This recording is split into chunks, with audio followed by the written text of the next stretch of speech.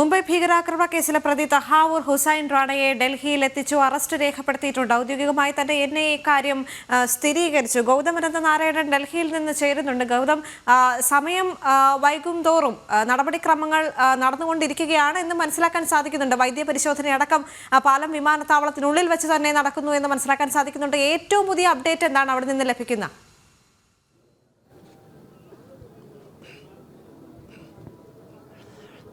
ദേവിക, ഒരുപക്ഷെ നേരിട്ട് കോടതിയിൽ ഹാജരാക്കാനുള്ള സാധ്യതയും നമുക്ക് തള്ളിക്കളയാനാവില്ല. ഈ വിമാനത്താവളത്തിൻ്റെ 4-ാം നമ്പർ ഗേറ്റ് വഴി ഈ വാഹനം പുറത്തേക്ക് വന്നു എന്നത് സംബന്ധിച്ചുള്ള ചില റിപ്പോർട്ടുകൾ ലഭിക്കുന്നുണ്ട്. പക്ഷേ ഈ കാര്യത്തിൽ ഔദ്യോഗികമായ സ്ഥിരീകരണം നമുക്ക് നൽകാൻ കഴിയുന്നില്ല. എന്തായാലും ഇന്നിനിയും നടക്കേണ്ട നടപടിക്രമങ്ങൾ ഒന്ന് കോടതിയുമായി ബന്ധപ്പെട്ടതാണ്. കാരണം ഒരു കേസിലെ പ്രതി എന്ന നിലയിൽ സ്വാഭാവികമായും NIA കോടതിക്ക് മുമ്പാകെ ഇയാളെ ഹാജരാക്കുന്നു.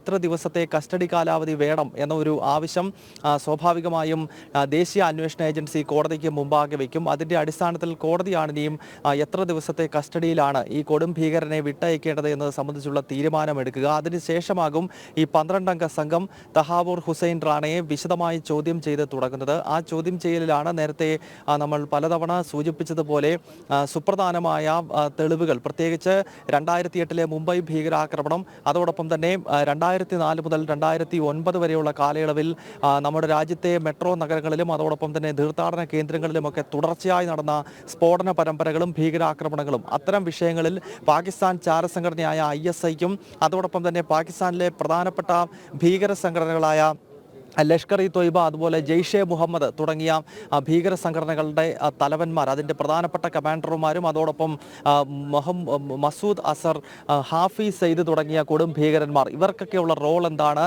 അതുപോലെ തന്നെ ISIയുടെ പ്രധാനപ്പെട്ട ഉദ്യോഗസ്ഥർ ഇതിൽ വഹിച്ചിട്ടുള്ള പങ്കെന്താണ്, ഇത്തരം വിഷയങ്ങളിലൊക്കെ സമഗ്രമായ ചോദ്യം ചെയ്യലിലൂടെ കൃത്യമായ വിവരങ്ങൾ കേന്ദ്ര ഏജൻസികൾക്ക് ലഭിക്കുമെന്ന് തന്നെയാണ് നമുക്ക് മനസ്സിലാക്കാൻ വരും മണിക്കൂറുകളിൽ മാത്രമേ ഇതുമായി ബന്ധപ്പെട്ടുള്ള കൂടുതൽ സ്ഥിരീകരണങ്ങൾ ലഭിക്കുകയുള്ളൂ. മുംബൈ ഭീകരാക്രമണ കേസിലെ പ്രതി തഹാവൂർ ഹുസൈൻ റാണയെ ഡൽഹിയിൽ എത്തിച്ചു കഴിഞ്ഞു. അറസ്റ്റ് രേഖപ്പെടുത്തി ഔദ്യോഗികമായി തന്നെ NIA ഇക്കാര്യം സ്ഥിരീകരിച്ചു. ഡൽഹിയിൽ നിന്ന് ഗൗതം അനന്തനാരായണനൊപ്പം ഐസൺ ജോസുമാണ് വിവരങ്ങൾ നൽകിയത്.